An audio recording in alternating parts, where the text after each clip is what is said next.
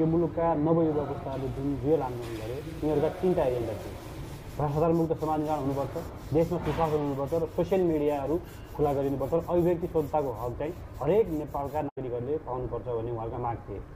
त्यो मुद्दामा नेपाल विद्यार्थी सङ्घमा एउटा क्याडर भएको कारणले हाम्रो पनि म एउटा विद्यार्थी पुस्तालाई चाहिँ नेतृत्व रिप्रेजेन्ट गर्ने एउटा युवा नेता भएको कारणले गर्दाखेरि हाम्रो पनि नैतिक समर्थन थियो। हामीले सोसियल मिडिया आह्वान गरेका थियौँ, हामीले विभिन्न प्लेटफर्ममा भनेका थियौँ 23 गतिको रियल आन्दोलन नवयुवा पुस्ताको आन्दोलन रियल छ, त्यसमा हाम्रो समर्थन छ भनेको थियो।